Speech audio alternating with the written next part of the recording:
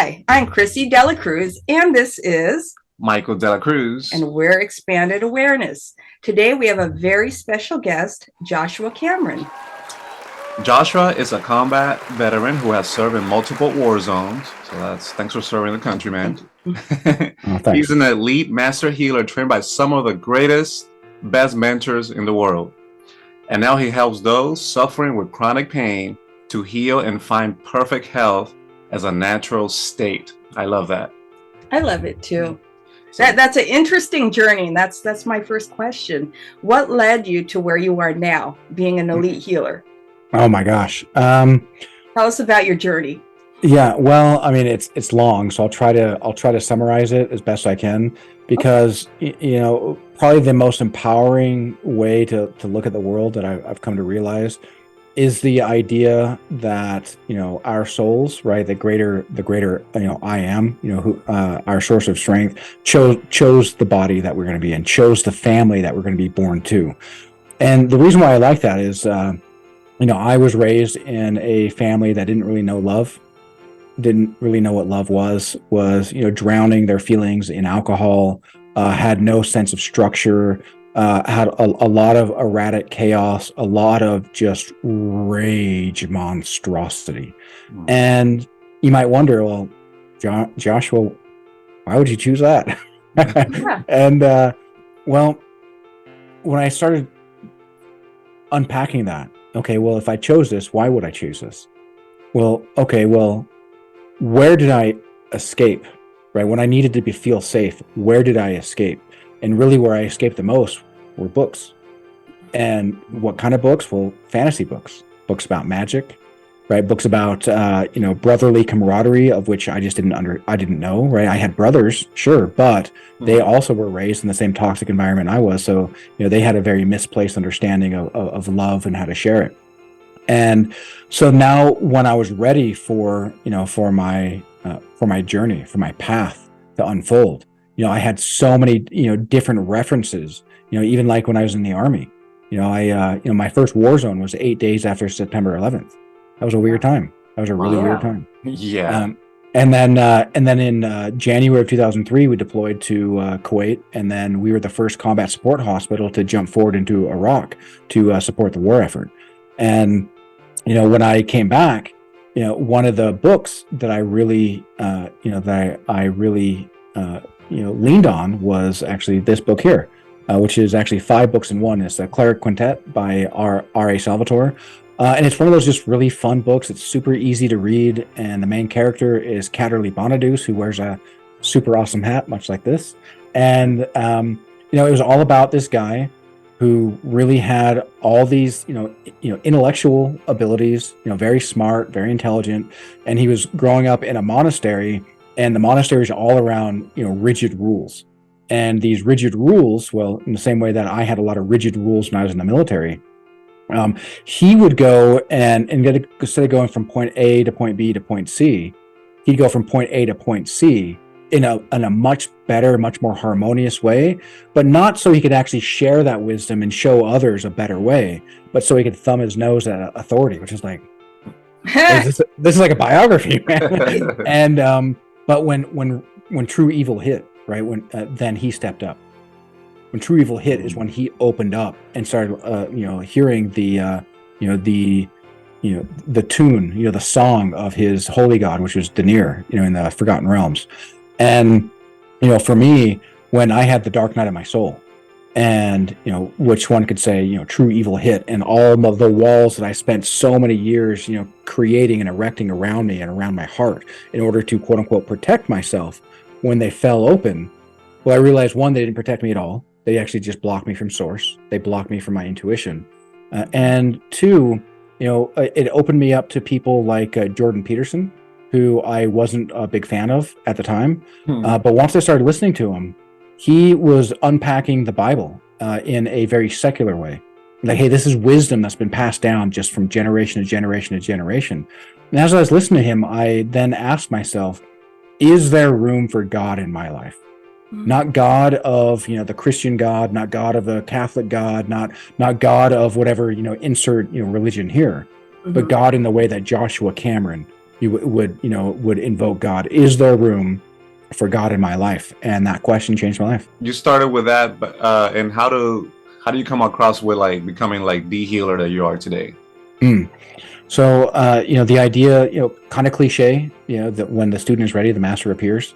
Right. So I was ready for Jordan Peterson. Jordan Peterson opened up this idea of, God doesn't need to mean to me what it means to other people. Okay. Gotcha. Right. And so then what Jordan also said, it was create your highest ideal of goodness of which you can conceive, and then make yourself worthy of it by becoming it. And so for me, this was a play on, what does God truly mean to me? Because I think that the average person who says, hey, I believe in God, right? They believe in the God that their pastor told them. They believe in their God that their priest told them. And in fact, I was interviewed by another person who was telling me that when he was going through, Roman Catholicism, the priest actually told him, don't read the Bible. Because if you read the Bible, you're going to start to interpret it in your own way, and you're only supposed to be able to hear it from my point from of him. view. Oh my God. And so my highest ideal of goodness was, Gandalf. And why Gandalf? Well, if you look at the movies, specifically in the movies, Gandalf, he had an awareness that nobody else had. Right. In fact, even Saruman gave him a hard time about how much time he spent with the hobbits. But the hobbits saved the world.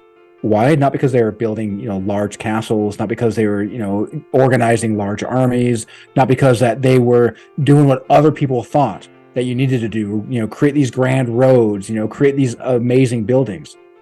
Gandalf understood that what keeps great evil at bay is one act of kindness to another, from one person to another, just, along the entire population. That love, right? Love is what heals. Love is what inoculates us and protects us against evil.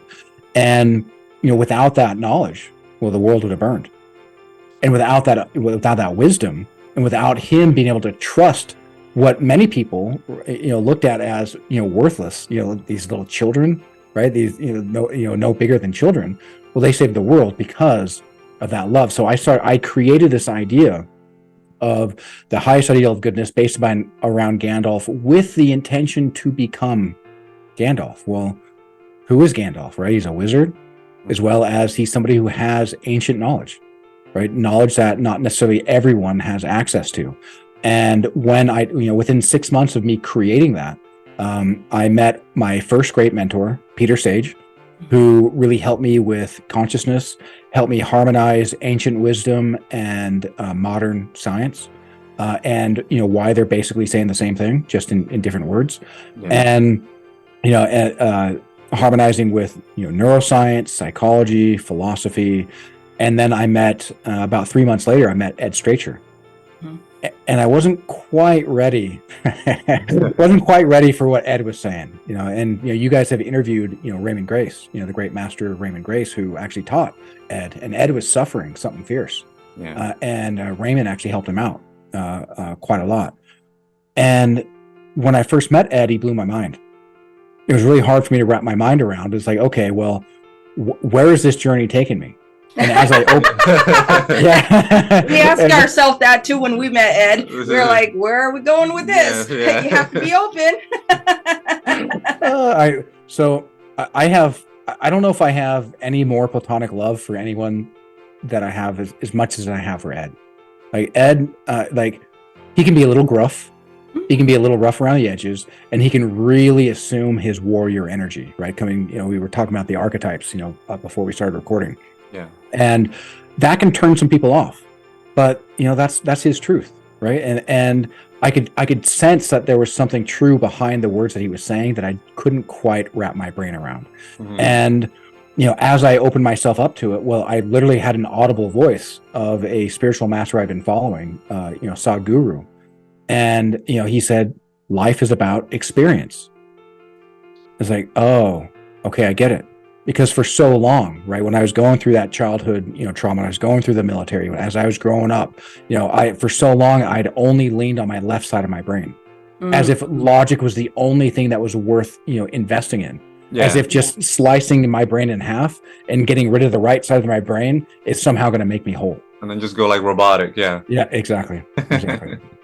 Do you think that you wanted to join the military because you had such a chaotic childhood that you wanted rules? Your soul was like, I want rules. I want certainty. A structure. Structure. That is such an awesome question. No. What was your reason? So I didn't know what I wanted.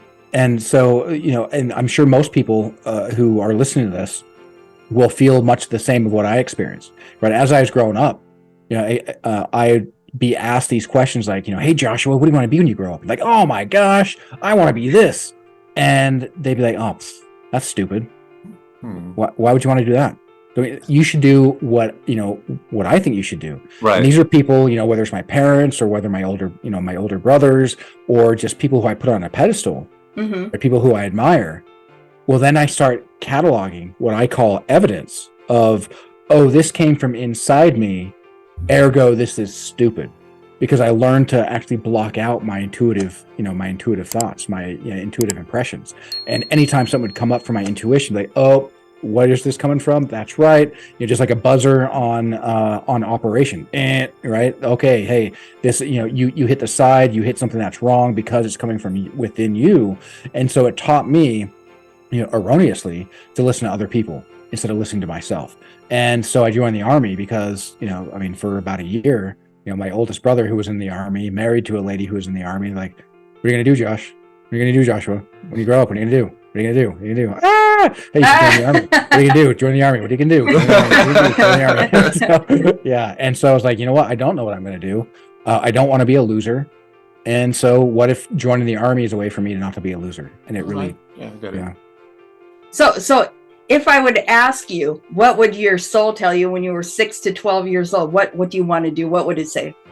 Marine biologist. Really? Yeah. Oh, wow. That's interesting. Yeah. You knew it. It just...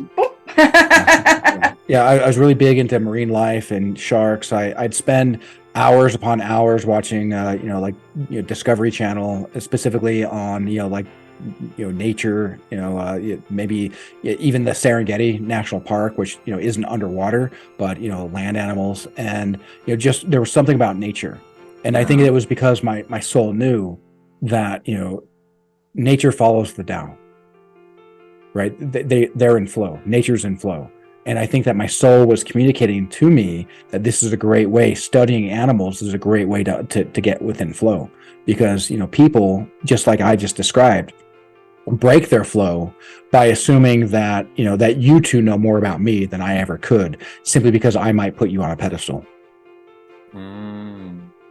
So you're used to being around people and energies that kind of give their power, weight, authority to other people, to their relatives, to...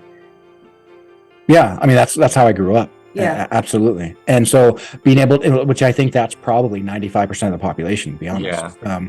And so since I've guided myself through that journey, well, then now I can really help others, because we really can't lead anyone else through a path that we've never led ourselves. And no matter how much we may try, we can't give anybody anything that we don't have ourselves. So that's what I was going to ask you. I'm very curious to know. We've interviewed a lot of healers, and everybody has like their group of people that they attract. What kind of people do you tend to attract? I get a wide variety. Some of that is because I was really blessed to be not just a part of Ed's training, but also what I think last year in November. He had a Thanksgiving, seminar, to help with the orphans that he really helps with. And people saw me on there, and then they reached out to me.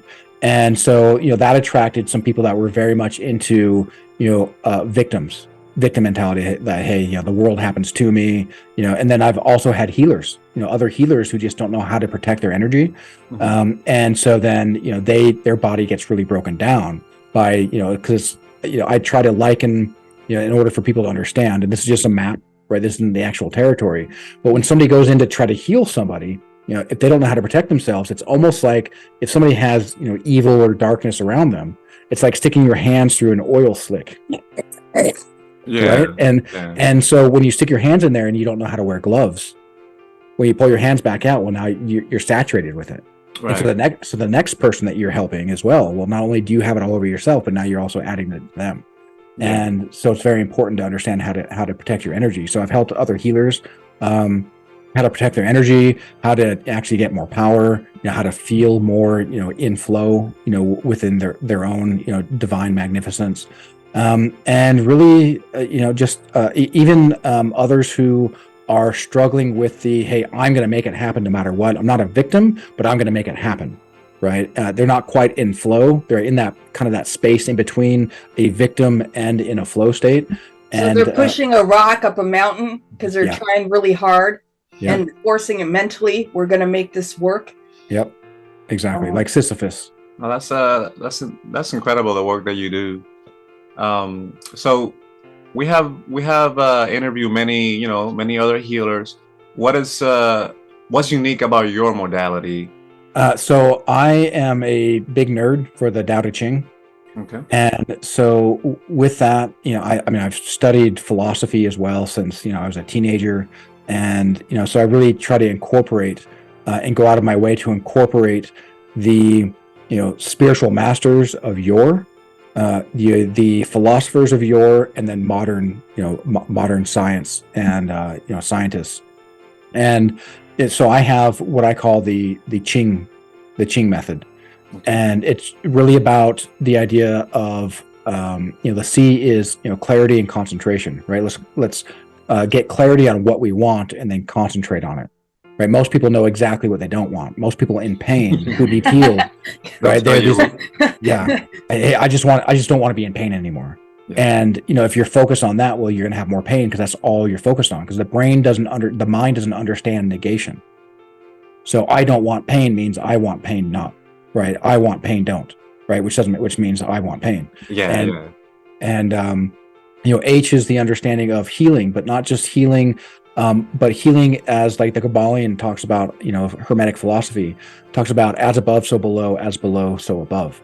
And so, we can get in spiritual attunement, but we can be so spiritual that we have an imbalance in the spirit, and we're not quite balanced into the 3D reality of our mind and of our body as well. Are we feeding ourselves well, right? Are we just trying to manifest and we're not actually doing the actions necessary to go out and catch that manifestation? Just like a center fielder, somebody might hit a baseball that goes out somewhere near center field, but until you actually run and put your mitt up and catch that ball, that manifestation may just hit the ground and not actually serve you. And then, so I can go on through all of them, but I think that's a good brief understanding of really how I start to incorporate, people's understandings, because it's not just the healing aspects, not just the energy work. I want people to be able to empower themselves. So, if we can liken, their sickness to, driving to a ditch, well, I can heal them and pull them out of a ditch. But if they're doing the exact same things as they were doing before, right, chances are they're going to find themselves right back into a ditch. I think like most people, they want you to do all the work for them, just take it away, and then they don't want to do any self work on on themselves. Yeah. And I see what you mean. So it's pretty cool that you point that out. That you help people out, but then you have to continue the work because it's self-empowerment. Yeah, I don't want them to have to rely on me as training wheels for the rest of their life. Right. Josh, I got a question. Yeah. Do you? How does healing and religion combine? Do they complement each other? Well, what's your take on that? Yeah, that's such a good question. I think that I think they can. Mm-hmm. I think they often don't. And the reason why they don't is because, most religion is very dogmatic, right? There's religion in the way that Jordan Peterson talks about it, right? Which is something bigger than us, something that's more like spirituality, exactly, versus reading a book, giving your power away to some man in the clouds, waiting to be saved. Oh, I can't save myself. No, I can't. I can't pray in any other way than what the bishop or the pastor or the preacher tells me, or the priest, right? I can't think in any other way, right? If I think in any other way, well, that's, like Kathy Bates from Waterboy, that's the devil, right? And I can't have my own thoughts, right? I can't be independent of what the dogma says. And dogma is so rigid, and rigidity, right? Coming back to the Tao Te Ching, right? There's this idea that when a man is born, he's soft and supple. When a plant is born, it's soft and pliable. When a man dies, he's stiff and rigid. When a plant dies, it's dry and brittle. Therefore, those who are stiff and inflexible are disciples of death, and those who are soft and flexible are disciples of life. And let me ask you, if you walk into a church and you see Jesus up there on the cross, is that an example of death or of life? Death. Yeah. Exactly. And so, and then coming more down, when they teach dogma and they're very rigid, well, then we just say that rigidity, invites death, right? Disciples of death. And so this is why. And what's interesting is that if you look at dogma, D-O-G-M-A, well, if you flip it around, it's A-M-G-O-D, M God. And so the idea that, opposites are the exact same, just a difference of degree, just kind of slight degree in the way that you look at it. And then it unlocks, in the way that, it's often referred to, the difference between spirituality and religion is that spirituality is like the ocean and religion is like a fishbowl in the ocean. Right. Oh, that's of it. Yeah. Okay, that makes sense. So you gotta kind of think mirror with things. Yeah. So it has a lot. It still has the same water that the ocean has, but it's very strictly confined. And since it's strictly confined, right? Again, the rigidity, the disciples of death, it's so relevant that even that which they worship is death. Got it. Josh, if I lived in a fishbowl, what would my address be? I'm kidding.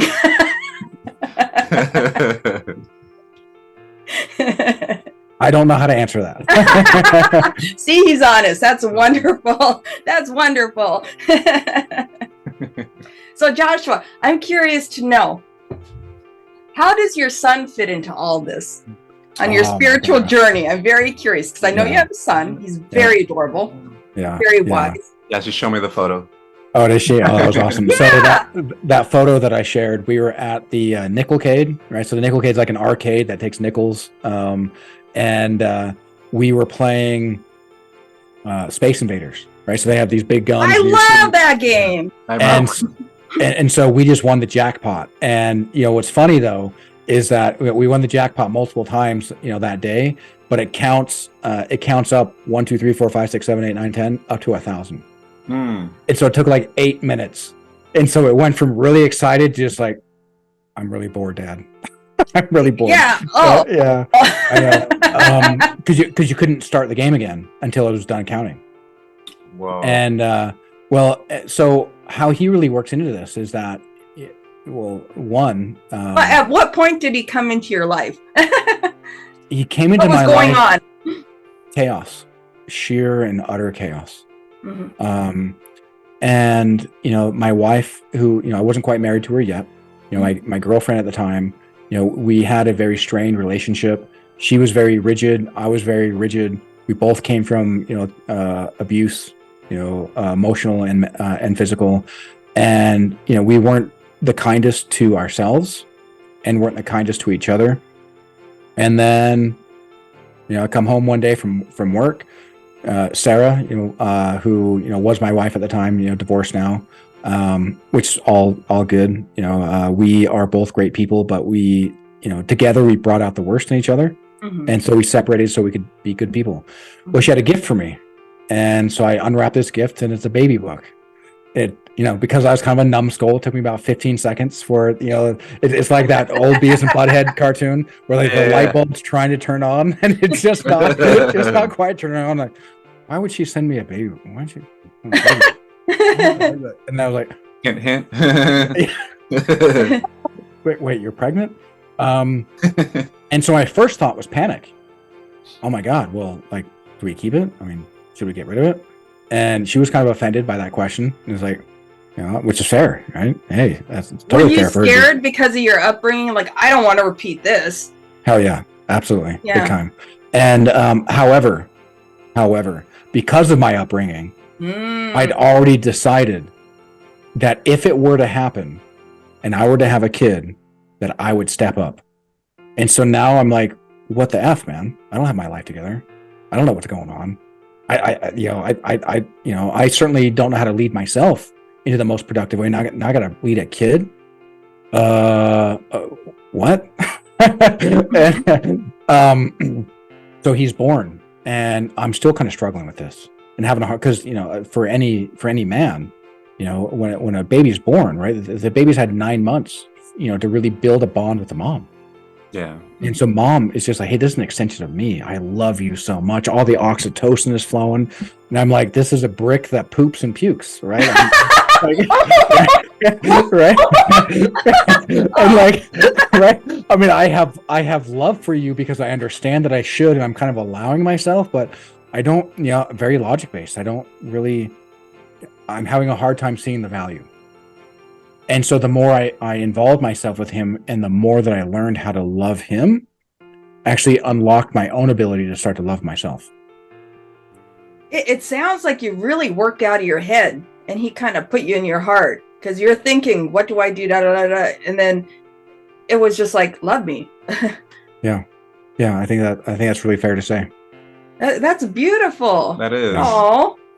Well, and then, so if I chose my parents, mm-hmm. that means he chose me.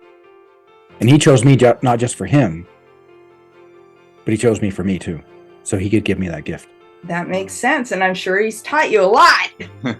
Yeah. Well, and to that point, even, I had a bit of a falling out with my mom, and, he was, he's 10 now. And I think he was, 8 at the time. And I buried the hatchet with her, went and made up with her. And, I called him. He was on vacation. But I called him and I was talking to him. I was like, hey, man, I just spent a few hours with your grandma. Are you proud of me? He said, I'm not proud of you, but I'm happy for you. I was like, wow. Yeah. So I talked to him. I talked to him the same way I talk to an adult. And if I see that he doesn't understand, then I'll kind of come back down and I'll try to use a little bit, less advanced vernacular or vocabulary, just so he can actually catch it. And I find that he catches me on some things and really enlightens me in things that I should already know. Like, oh, I get it. And just like that, like, not it's not pride, right? But I'm happy for you. It's like, wow, man, thank you. Josh, I have a question about healing. Yeah. I've had a lot of people come to us and ask, what is the difference between healing and hypnosis? I think, and so I'm friends, really good friends with a hypnotherapist. Okay. But I myself am not a hypnotherapist. So it's, I don't know if I can fully answer that, because, my awareness just really isn't in hypnotherapy. Yeah. But I do suspect that a lot of healing can occur in hypnotherapy. What hypnotherapy probably can't help, and something that was really hard for me to understand when I first started talking to Ed, is when he started talking about things like curses and demons and just these dark energies, right? Hypnotherapy is not going to be able to deal with that, right? So, and if you think of, in the way that I like to think of, curses and demons, because instead of being like, what? I try to, again, come back to everything needs to be in flow. Everything is flow. And if it's not in flow, right, just like water, if water quits flowing, what happens? Well, it starts to stagnate. Yeah. Okay. And what's attracted to stagnating water? Well, parasites and mosquitoes. Yep. And so what do parasites and mosquitoes bring, right? Well, they bring disease. They drain our lifeblood, right? And is there ever a time ever that you've been, in a situation, maybe you're camping, maybe you're just enjoying the outdoors, and there's a mosquito buzzing around your head and it somehow made your life better? No. The whole camping experience is fun until it's not fun, and it can be in a moment. Exactly. Well, and then we can start to look at, okay, well, what else is attracted to stagnating water? Well, bacteria and viruses. Well, okay, well, are there, so that's the body. And again, as below, so above. Well, what about the mind, right? Are there examples that we could point to easily? It'd be like, well, are, mind viruses? Well, especially as an American, walk into any room crowded with people, especially where they're getting along, especially where they like each other, and just go up and just say one of three names. I guess you could say one of 4, but one of 3 names mainly, and just say Hillary Clinton, Barack Obama, Donald Trump, and don't say anything else, and watch immediately But people who people who just were enjoying each other's company immediately are at each other's throats. You know how, go ahead. Sorry, I wanted to add to that. You know how I always give an example with some people I talk to. You know, like in the movie The Matrix, when they spot like Neo or one of those guys, and that Agent Smith takes over of anybody, like how they do the. That's exactly how I picture that. You say some keywords and stuff, and they're like just pop in like and the chaos happens. Yep. Yeah. An agent of the Matrix comes in, and so I look at that as an egregore. An egregore is a non-corporeal entity, and so we see and you might even find those interacting in your life where you are driving down the road and somebody cuts you off for no reason. Right. And then you might find, even though you're a higher vibrational person, you might find just a whisper in your head, hey, you should flip him off. I'm like, wait, what? Where'd that come from? Because that egregore, that agent of the Matrix, is trying to provoke you so he can feed off your energy. It doesn't matter. It doesn't matter who's right or wrong, because there is no right or wrong. And what did Morpheus say with agents? Every single person who has stopped to fight an agent has died. Because if you fight the mosquitoes, well, what happens? Well, you're flopping your arms around, you're making yourself, more sweaty, you're getting your heart rate up, and you're breathing more. Well, what are they attracted to in the first place? Well, your smell and your carbon dioxide output. So you're actually bringing energy to it, so you're energizing it. You're bringing more mosquitoes in. Exactly. You're bringing more mosquitoes in. And so that's how I look at it in the energy world as well, is that, with the soul. Right. So what I see as demons, what I see as curses, what I see as hexes, well, I see them as parasites and viruses and mosquitoes. And what they do, instead of draining the life blood, they drain the life force. Yeah. And since the I am, right, the soul is the superset, and the body and the mind are the subset, that means if the life force is being drained, well, then everything downstream, the subset, breaks down as a natural consequence. But if the life force is at full power, well, everything downstream is then, healing. Do you have to tune in to do that? Or is it pretty automatic? Like if you go in a room and you talk to people, can you sense someone who's got a really vibrant energy?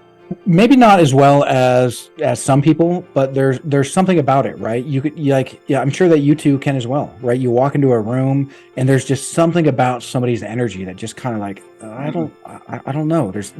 And I usually go inward and be like, hey, is this me? And I start examining myself instead of examining them. The reason why, and if I'm triggered, okay, so say that one of you just triggered me. Well, you just gave me a gift in showing me how I can be mind controlled, in the same way that I walk into that room and I say, Donald Trump. And immediately those agents of the Matrix, right? They assume that. And they mind control them. And so that's why. Like, okay, am I being triggered? Right? So is this me, or is this their energy? So I usually go look inward first, and just and rather than be like, well, obviously it's not me, bro, right? I'm just amazing, right? It's got to be them. Yeah. And so with that, I find that it helps me because it also helps me quiet my chatter. Because when the brain is chattering, well, then that's also likely, happening due to some sort of trigger. That's likely also happening due to some sort of, my brain being much more worried about being rigid and controlling something rather than allowing it to flow from the heart. Does that answer your question? Totally. It did. Yeah. That did. Yeah. Josh, what can people do, just average people, when we have a lot of people come in, we're hairdressers. He's a barber. I'm a hairdresser by day. Oh, I love it. And we have a lot of people that come in and really enjoy our energy. And so we just uplift them. They feel better when they leave, but then they go out into the world and interact, and they're like, what can I do to function in society? Because we have very interesting higher level people who basically should be on a mountaintop, because every time they come into society, they get triggered because they feel elevated. And then they go out and they're like, boop, boop, boop. So it's like they can be amongst others. They have to be isolated in order to stay in that high state. Yep. What can you tell people?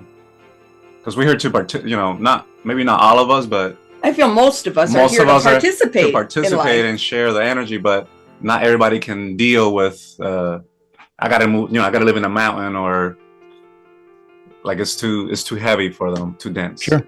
Well, I think a great parable to lean on is actually one from Jesus, which was judge not lest you be judged. And that's not judge not lest Joshua judges you, because I mean, frankly, who cares, right? If I judge you, right, is that gonna limit your quality of life? Is that gonna prevent you from putting food on the table? Is that gonna make you less of an awesome barber or awesome stylist? No. Right. Judge not lest you be judged by the very judgments that you are casting upon others, because we cannot come to the world except from a place of who we are. And so when we're casting judgments on others, that's a great time for us to then stop and be like, oh, well, one, I'm likely being triggered, by something, which may be mind control of some sort of egregore. I can't see some sort of agent of the matrix that's trying to get me to feed them off of my own energy.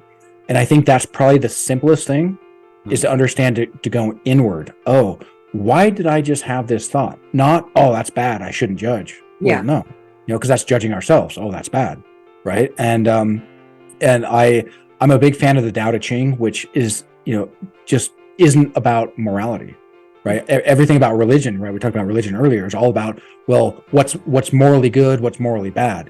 Well, the Tao Te Ching's about what's in flow. If you're in flow, well, it's probably productive for you and productive for your life. And morality only lives in the mind of a human.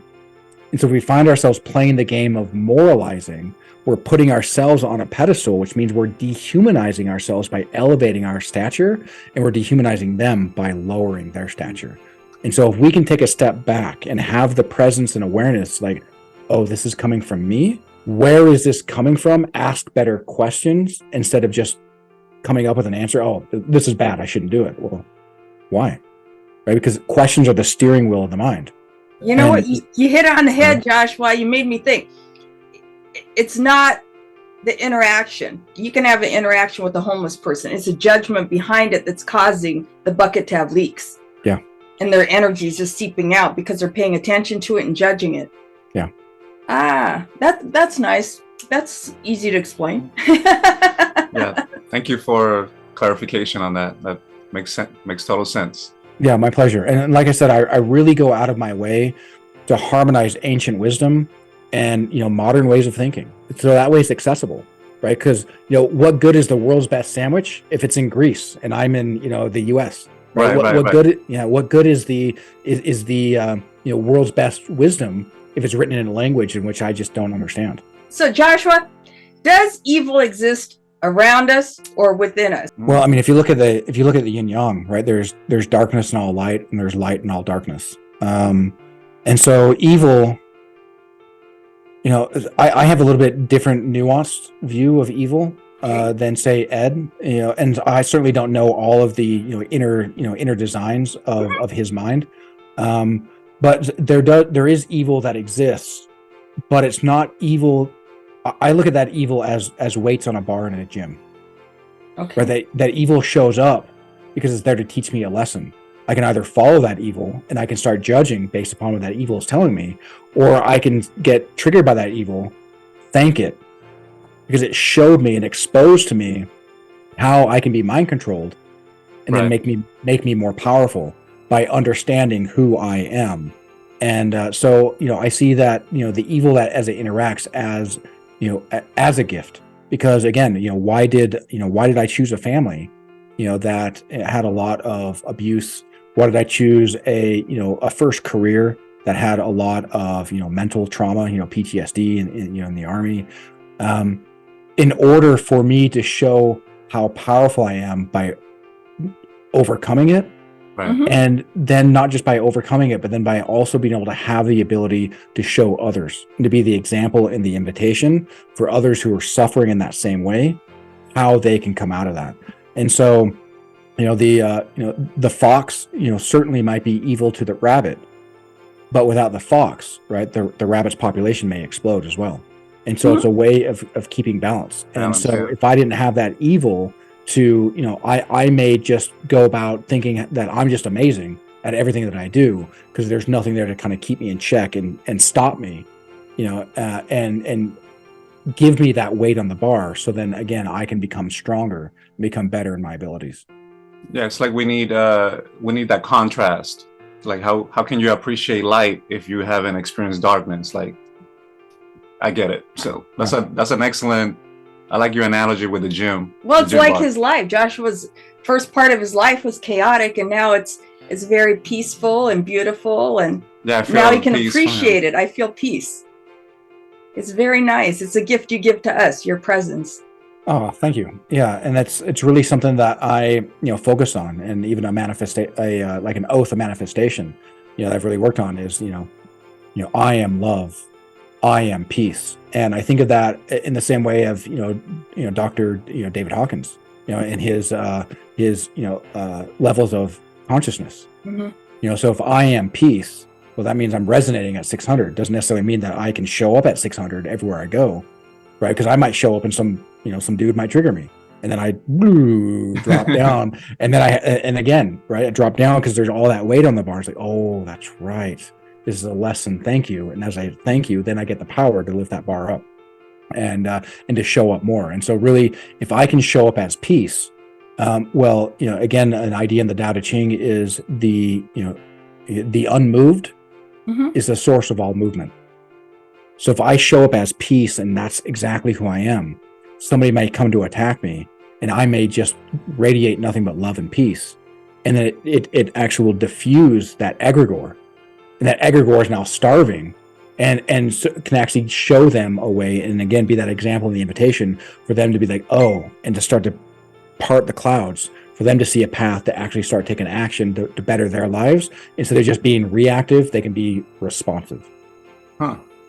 That's interesting to watch in motion when you have somebody really chaotic come to you and you're really centered and grounded, and then they'll start poking, nothing happens. They'll get worse and worse. And then they're like, and then you see them back up and they like reevaluate themselves, and then they come back with a different attitude. It's really interesting. And you don't do anything. Yeah, but just be peaceful. And then they go through this whole up and down scenario thing right in front of you. It's really neat to watch. Yeah, it's like Neil stopping them bullets. Yeah, absolutely. And so, and then again, it's the idea of if you bring energy to something, you energize it. If you bring neutrality to something, you neutralize it. That's true. Oh, that's true. I never thought of that. You're like wording what we exist in. That's well, and neat. I'm only capable of doing this because of the great, mentors that I've had, the great masters that I've trained under, and so this is also again an example of why it's so important to have mentors in our lives, because the best of our abilities have brought us exactly to where we are today. And if we want something more, well then who can we find? Who can we open ourselves up to, right? Like I said, is there room for God in my life? And just how much that just changed my life, right? What better questions can we ask that can then start leading us to a better place? It reminds me of Mike and I. We live in Alaska. People come to Alaska all the time. They want to go in the woods by themselves. No, you need a guide. There's bears. There's moose. There's lots of predators. You can get lost in there if you, And you can get lost. Yeah. There's no way, yeah. So my next question is, how does somebody find a mentor, a guide that they can trust or that they feel is good for them? Because not everybody has your highest and best. No, they don't. So sometimes, unfortunately, it's just trial and error. Mm-hmm. Right? If you know how to intuit and you know how to see with your heart, how to feel with your heart, well, then you can meditate on it, right? If you know how to, coming back to David Hawkins, how to muscle test, you can muscle test on it. Hey, does this person have, or this person has, my highest and best interest in mind? And if you get a weak response, weak muscle response, like, oh, okay, well, they don't, right? And so, there's, if you use a pendulum, which is very similar to muscle testing, you can do the same thing. You can ask questions instead of making statements, and ask questions of the pendulum and tune in. And so there's a lot of different things that you can do, but really, likely very few of those are going to work if you aren't heart-centered, if you aren't able to quiet the chatter. And the best place to, best way to quiet that chatter is through meditation. Because the more you meditate, the more you're going to know yourself. The more you know yourself, the easier it is to meditate. The easier it is to meditate, the easier it is for you to know yourself. And it's just It's that, it's like a Taurus. So the more you give, the more you receive. The more you give, the more you receive. Mm-hmm. It's true. It's true. Meditation doesn't have to be sitting around chanting and stuff. I mean, Mike and I are in a meditative state all day. We just exist in that state. It's a peaceful, nice, loving, receptive state, and it feels good. I love that you brought that up, because you're absolutely right. Yeah, ahead, just Michael. interacting, conversations with people, you're channeling higher wisdom, and you're in a state of meditation, and it's beautiful, and you create. You know what, Joshua? You were telling me yesterday briefly that you were doing some healing summits. Can you talk about healing summits for us? Yeah, absolutely. So I'm putting on the Cancel Chronic Pain. Okay, first of all, what's a healing summit? Fair enough, right? Great. Let's start there. Let's start with that. Right, let's start with that. Well, I reached out to a bunch of people, international people from around the world. I interviewed 19 of them from around the world on a lot of questions. Explain to us, a little bit about your backstory, just kind of like you had, for me, so that way we can build a little bit of credibility. What has this person been through? Because in the same way, if you live in Alaska, right, if you've never gone through those, those forest trails yourself, I ain't gonna rely on you to take me there. Right? And so I want people to, want them to build a little bit of credibility so people understand where they're coming from. Then also share with them, a little bit about their healing modality. Share with the audience, how it is that they do, what they've experienced, how they've, had people, get benefit, from their services.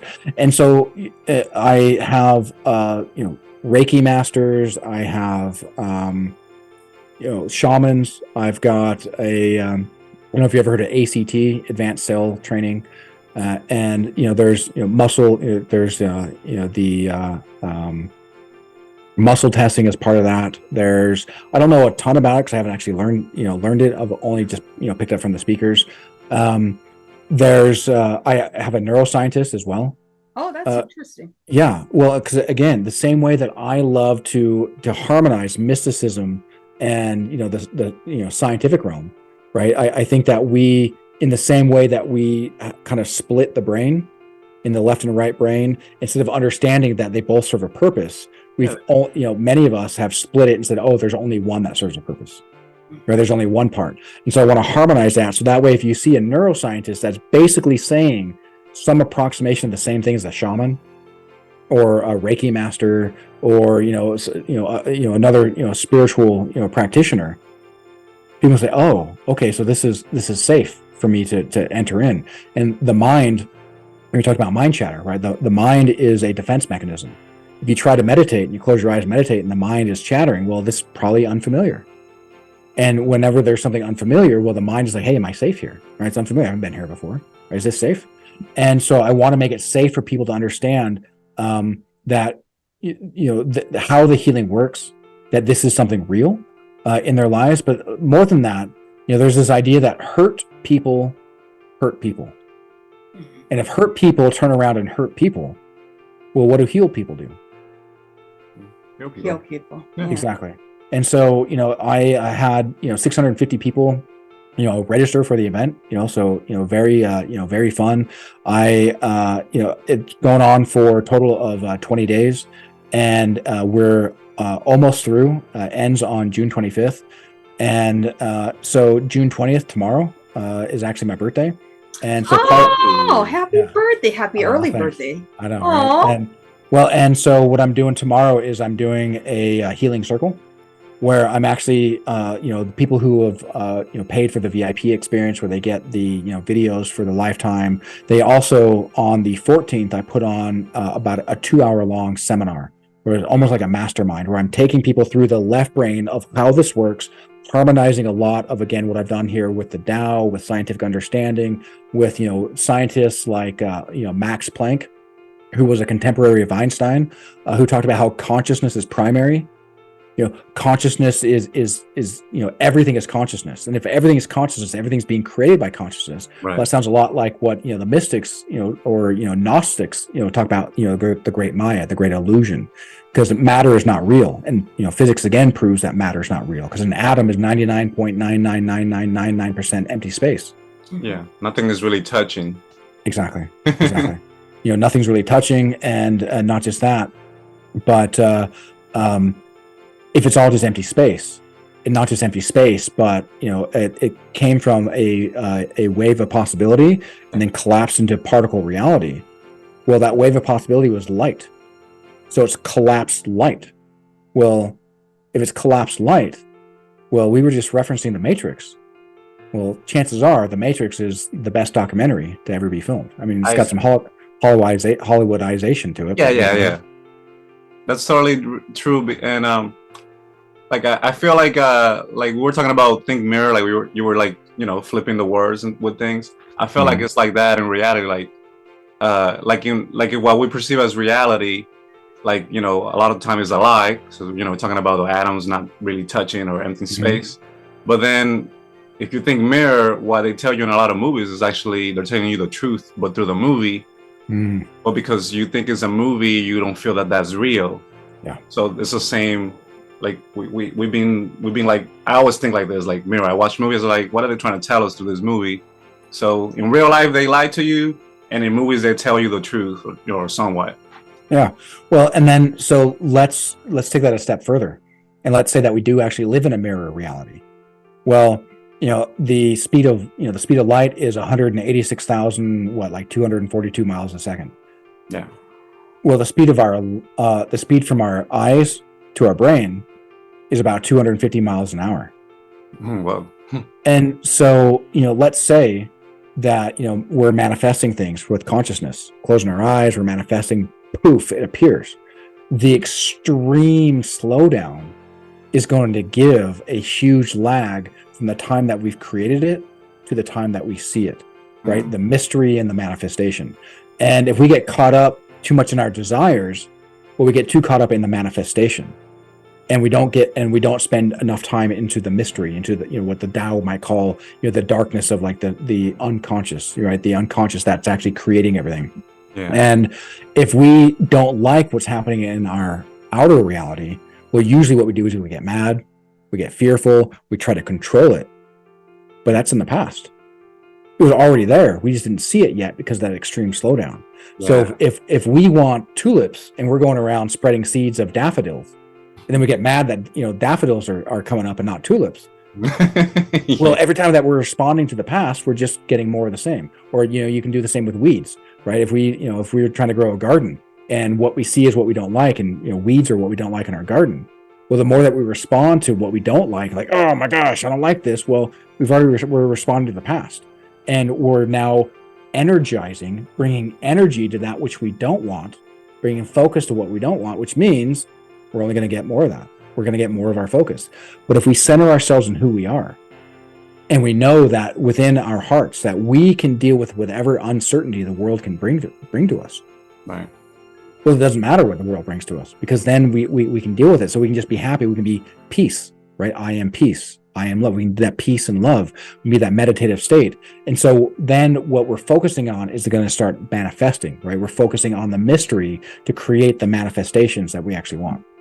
And, so if you're listening to this and what I'm saying, makes sense and it's resonating, you're like, okay, I can see, a lot of what you're saying in my own life. I can see benefit. Well, reach out, because what you can do is there's a button there to get in contact with me, and we can do a healing plan.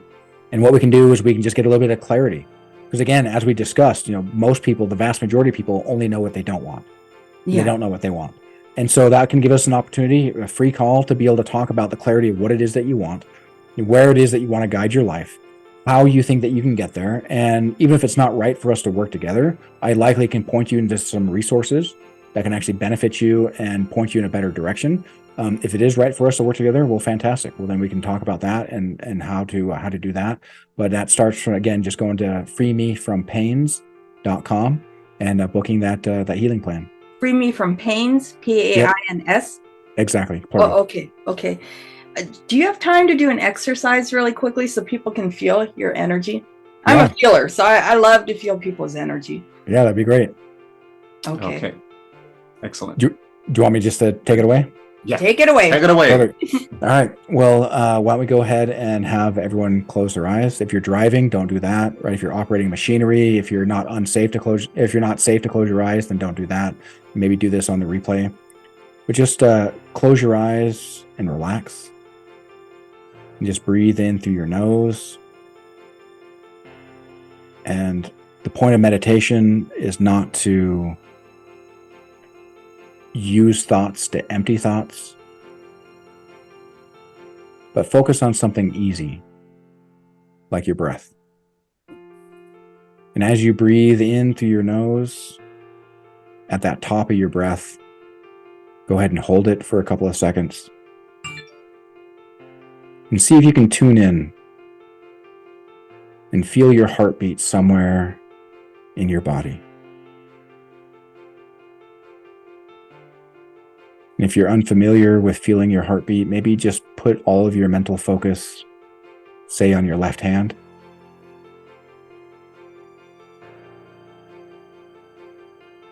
And as you're breathing, just allow that focus to connect to your heart. And feel your heart. And feel your heartbeat in that part of your body.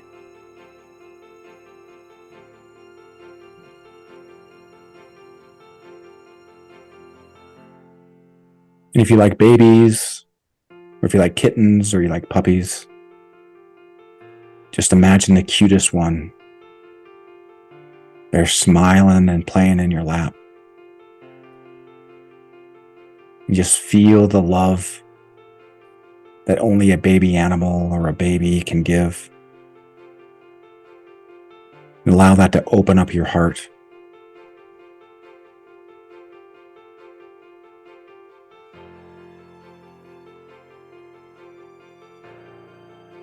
And as if they did something just so beyond adorable, just feel that connect and smile with that energy into every cell of your body.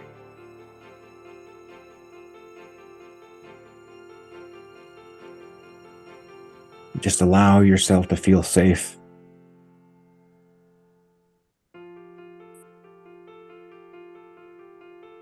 And not with your words, but with your heart.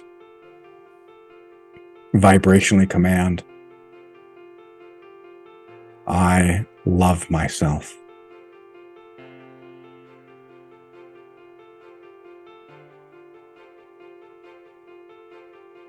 I forgive myself.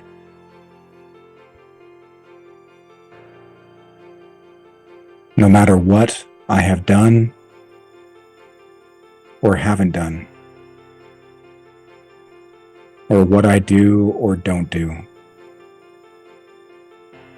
I am always worthy of love.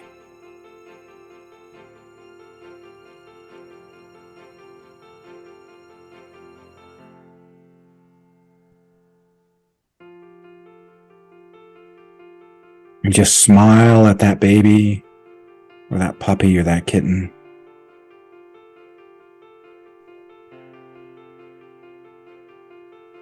Because they don't know anger. They don't know guilt. They don't know shame. Just allow yourself to step into and connect with that pure innocence, that peace, that forgiveness.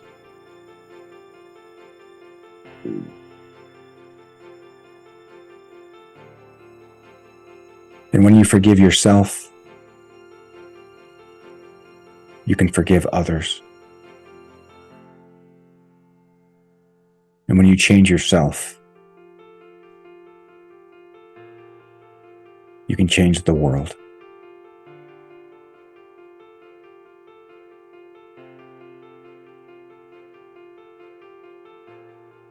And as if you had a golden ball in the center of your chest, about the size of a golf ball, that's filled with your love. Just use the giggles or the sounds of that baby or that puppy, that kitten, and just smile into that golden ball and inflate it like a great balloon to the size of a basketball.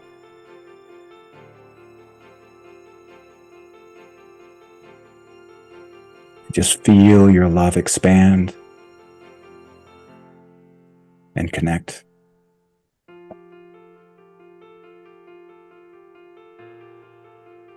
And without thinking how, just by projecting it with your heart and doing it with your heart, go ahead and expand it around your entire body.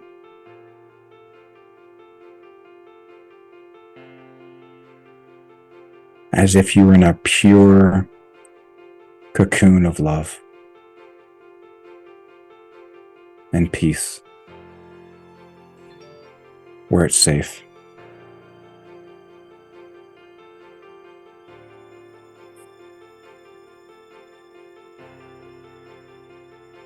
And just thank everyone participating.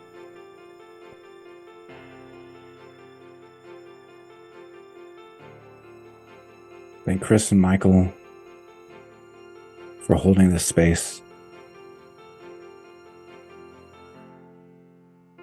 Share love with me as your guide on this short journey.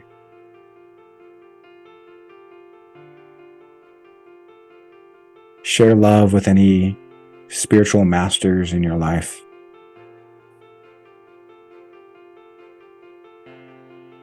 And allow yourself to open up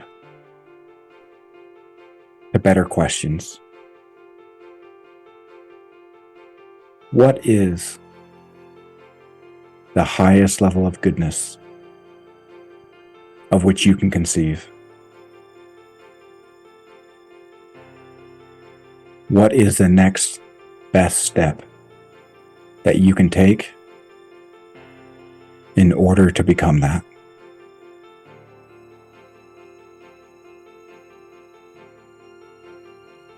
Just allow those questions to resonate in your soul and open a path to the greatest state of I am.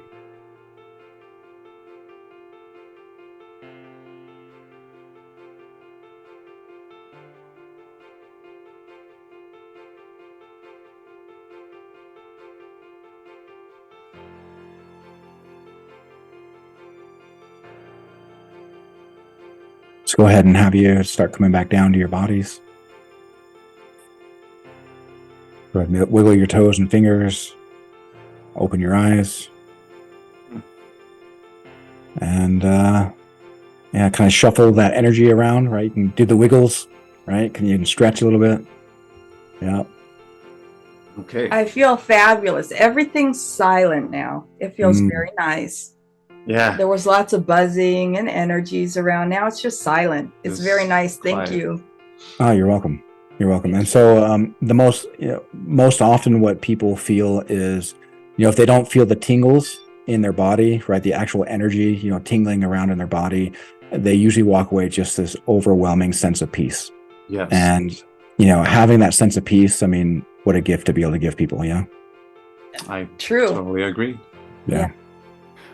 Okay, well, Josh, I want to thank you so much for coming on. It's been a pleasure. It's been wonderful. Thank you so much for sharing with us and our audience.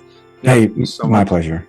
Thank you so much for your time. And if you're watching this, after his summit, you can always go to his website to contact him, which is freemefrompains.com. All right, I'll put that down below. So just go to this website and get in touch with Joshua. He will help you a lot in your healing process. And thank you so much, Joshua, once again for being on. It's a pleasure. Again, thank you for holding the space, and to all listening, may love and truth always guide your path.